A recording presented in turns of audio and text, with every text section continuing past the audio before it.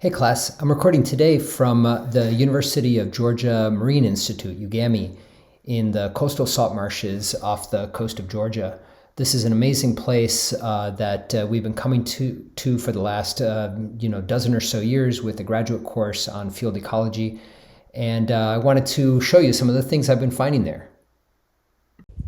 So here we are, we're in Sapelo Island, Georgia. This is one of the places where Cactoblastus has actually migrated up north and attacked the Opuntia that I described to you earlier. So here's some examples of Opuntia. These are pretty large plants, but it doesn't take much to actually see that they're not doing all that well. They are getting beat up by the Cactoblastus. Each one of these pads here, the cladodes, is an independent unit. You can see the spines here and the glaucids at the base. And this pad here, this cladode here has been completely, or is in the process of being completely destroyed by Cactoblastus. See this? If you get in close, here, this little sweeping thing is actually not a spine, but is actually the egg stick of the Cactoblastus moth. And the eggs will hatch. There's a series of eggs. This is actually like an egg, there are multiple eggs that are attached to each other. The caterpillars will burrow in, and then they'll start to hollow it out, like you can start seeing in this one here.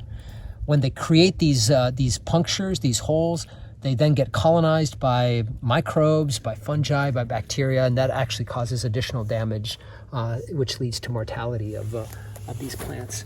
If you come over here, you can actually see kind of the remnants of ones that have had a long history of decomposition. You can see kind of that network of some more of the woodier tissue of the cactus itself. Yeah, so here you can see one of the entry holes right here, and the plant is doing its best to defend itself, which is not much, let's be honest. Here's another one right here, like that. So these were fresh young pads that were doing pretty well, and I'm guessing in 6 months or a year, there's not going to be much left.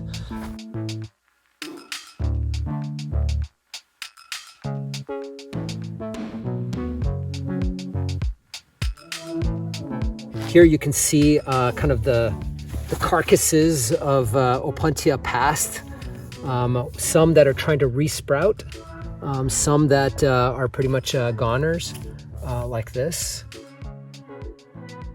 All right, guys, it's taken us a while. There's a lot of old and dried out places where Cactoblastus has clearly been doing its job, but we're trying to find some live ones so that we can actually show you what's going on.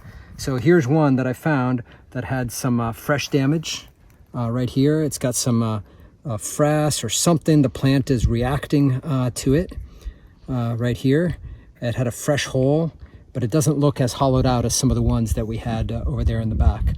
So I decided to kind of cut this one open, and let's go down here so that I don't get prickled by the plant. I'm gonna grab the big knife here. We're gonna open this up. Try not to do too much damage to whoever might be in there. Okay, here's the big reveal. Let's see what we got.